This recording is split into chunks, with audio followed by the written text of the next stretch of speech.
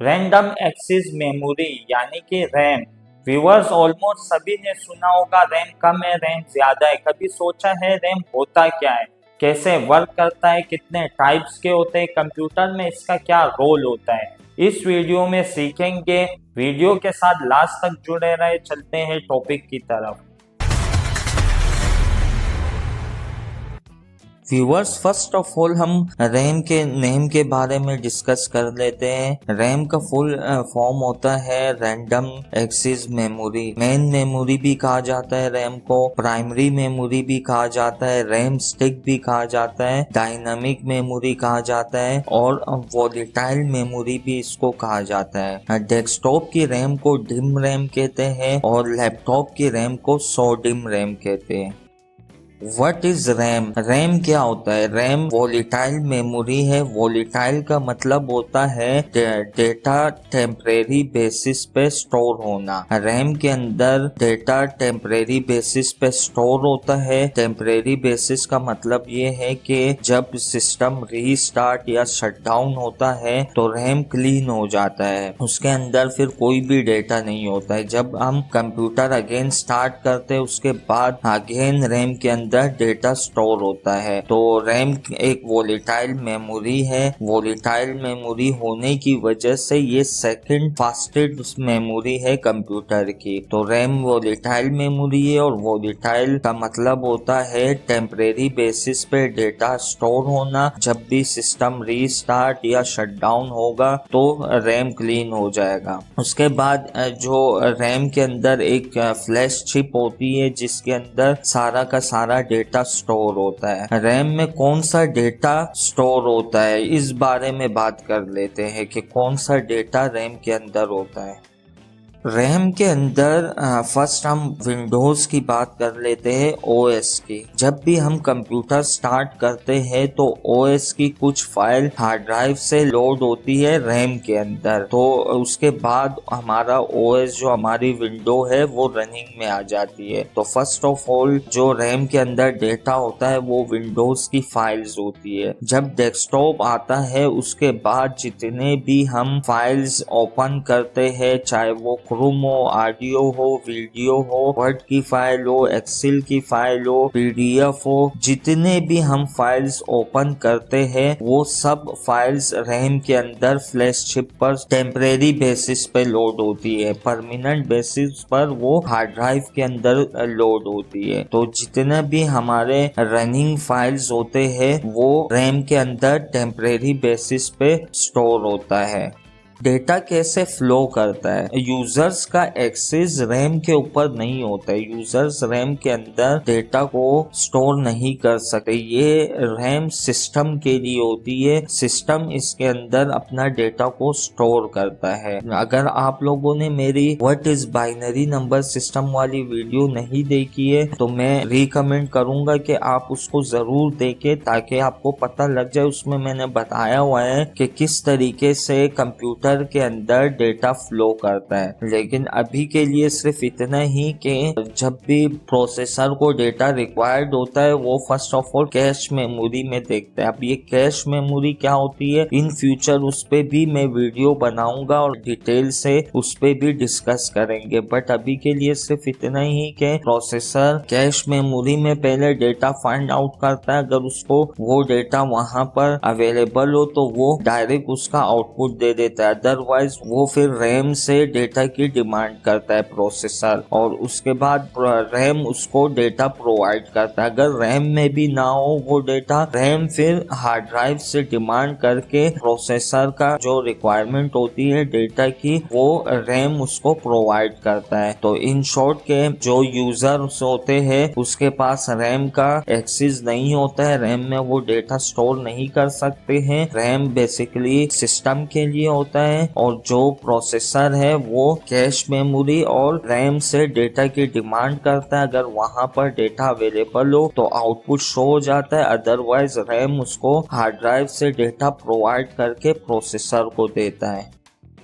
अगर हम रैम की जनरेशन की बात करें कि इन जनरेशन में DDR1, 2, 3 और 4 में क्या फर्क है, क्या डिफरेंस है, तो ये एडवांस लेवल पर हम इसको डिटेल से डिस्कस करेंगे, क्योंकि इसके अंदर थोड़ा टेक्निकली चीज और भी है जो मैं इन फ्यूचर एडवांस लेवल पर समझाऊंगा। अभी बेसिक सीरीज चल रही है तो मैं बेसिक लेवल के हिसाब से समझा रहा हूँ। इन शॉर्ट के जो रैम होती है DDR1, 2, 3 और 4, इनमें ये डिफरेंस होता है कि रैम के अंदर बिलियंस ऑफ ट्रांजिस्टर होते हैं। वो ट्रांजिस्टर जितने छोटे होते हैं उतने ही वो फास्ट काम करते हैं और पावर कंजप्शन उसकी कम होती है। वो फास्ट इस वजह से काम करते हैं क्योंकि जहाँ पर वो ट्रांजिस्टर लगे हुए होते हैं, जब उसका साइज को रिड्यूस करते हैं, कम करते हैं, तो वहाँ पर और भी ट्रांजिस्टर ऐड किए जा सकते हैं। जितने ज्यादा ट्रांजिस्टर होंगे उतने ही रैम फास्ट काम करेगी। और इसके अलावा रैम के अंदर कैपेसिटी, फ्रीक्वेंसी, लेटेंसी और पावर कंजप्शन को भी इम्प्रूव किया जाता है। एडवांस लेवल पर हम सीखेंगे कि फ्रीक्वेंसी, लेटेंसी या कैपेसिटी और पावर कंजप्शन ये क्या होता है। इन फ्यूचर इसको एडवांस लेवल पर सीखेंगे, बट अभी के लिए इतना ही कि हर जनरेशन के अंदर ट्रांजिस्टर के साइज को छोटा किया जाता है और वो साइज जितना छोटा होगा उतने ज्यादा ट्रांजिस्टर ऐड होंगे और जितने ज्यादा ट्रांजिस्टर ऐड होंगे उतनी रैम की परफॉर्मेंस अच्छी होगी, स्पीड फास्ट होगी और as well as capacity, frequency, latency और पावर कंजप्शन को भी इम्प्रूव किया जाता है हर एक जनरेशन के अंदर।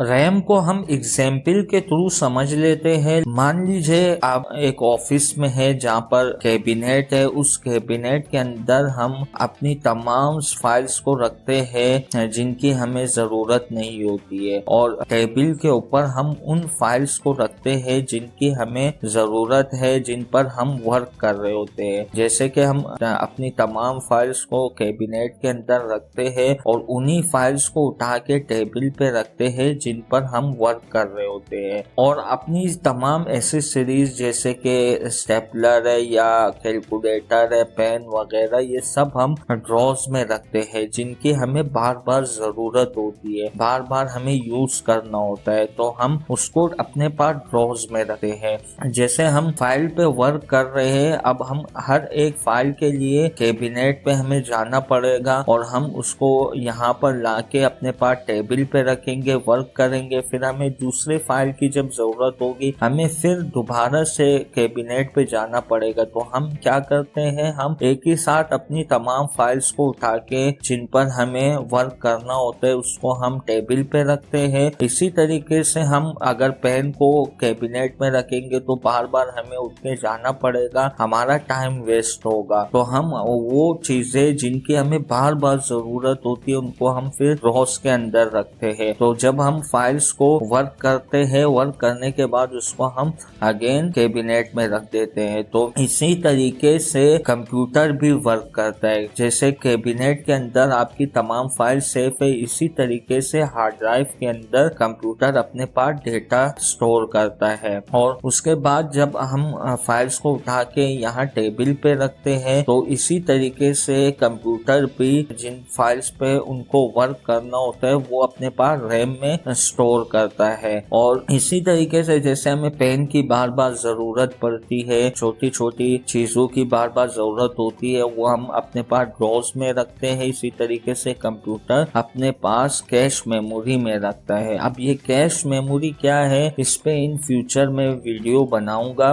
लेकिन जैसे कंप्यूटर को भी छोटी छोटी फाइल्स की जरूरत होती है, वो उसको कैश मेमोरी में स्टोर करता है और जिन फाइल्स पर वो वर्क करता है उसको वो रैम में अपने पास स्टोर करता है। और बाकी जितनी भी फाइल्स होती है कंप्यूटर की, जिन फाइलों की कंप्यूटर को जरूरत नहीं होती है वो उसको हार्ड ड्राइव के अंदर स्टोर करता है। जैसे हम जिन फाइलों की हमें जरूरत नहीं होती है हम अपने पास कैबिनेट पे रखते हैं और जिन फाइल्स की हमें जरूरत होती है, जिन पे हम वर्क कर रहे होते हैं, उन फाइलों को हम अपने पास टेबल पे रखते हैं। और जिन चीजों की हमें बार बार बार जरूरत होती है उनको हम ड्रॉर्स में रखते हैं। इसी तरीके से कंप्यूटर भी अपनी जिन फाइल्स पर वर्क कर रहा होता है वो रैम में होती है, जिन फाइल्स की उनको बार बार जरूरत होती है उसको कैश मेमोरी में रखते हैं, जिन फाइल्स की उसको जरूरत नहीं होती है उन तमाम फाइल्स को वो हार्ड ड्राइव में स्टोर करता है। तो ये जितना भी मैंने आपको क्लियर किया है, जैसे हम लोग अपना टाइम सेव करने के लिए टेबल और ड्रॉर्स का यूज करते हैं, इसी तरीके से कंप्यूटर भी अपना टाइम सेव करने के लिए रैम और कैश मेमोरी को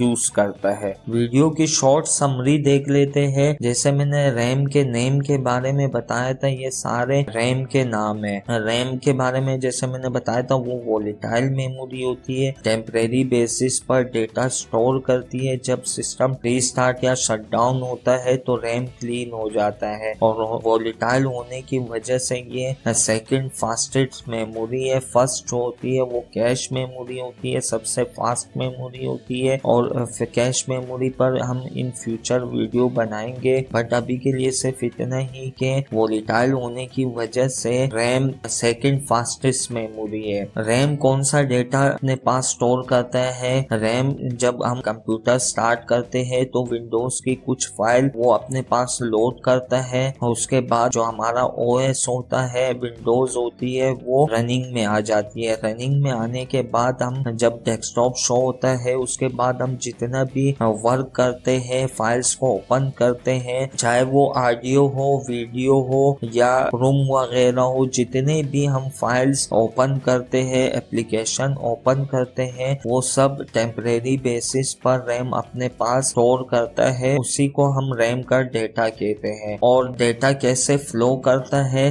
जब भी प्रोसेसर को डेटा रिक्वायर्ड होता है वो कैश से, और कैश में अगर अवेलेबल ना हो तो वो रैम से डिमांड करता है। तो रैम उसको डेटा प्रोवाइड करता है प्रोसेसर को। अगर रैम के पास भी डेटा ना हो तो वो हार्ड ड्राइव से डिमांड करता है, और हार्ड ड्राइव से रैम डेटा प्रोसेसर को प्रोवाइड करता है। रैम की जनरेशंस की अगर हम बात करें तो इसको हम इन फ्यूचर एडवांस लेवल पर डिटेल से डिस्कस करेंगे, बट अभी के लिए इन शॉर्ट बेसिक लेवल पर इतना ही कि जितने भी जनरेशन है, हर एक जनरेशन में ट्रांजिस्टर का साइज छोटा किया जाता है, और वो साइज जितना छोटा होगा उतने वहां पर ज्यादा ट्रांजिस्टर एडजस्ट ऐड हो सकते हैं, और वो जितने ज्यादा ट्रांजिस्टर होंगे उतने ही रैम ज्यादा फास्ट काम करेगी। इसके अलावा लेटेंसी, फ्रीक्वेंसी, कैपेसिटी और पावर कंजप्शन को भी हर एक जनरेशन में इम्प्रूव किया जाता है। आई होप आपको अच्छे से क्लियर हो गया होगा। नेक्स्ट वीडियो का हमारा टॉपिक है व्हाट इज प्रोसेसर। कोई भी क्वेश्चन है कमेंट सेक्शन में पूछ सकते हैं। वीडियो यूजफुल लगे तो चैनल को सब्सक्राइब करें। मिलते हैं नेक्स्ट वीडियो में, तब तक के लिए अल्लाह हाफिज।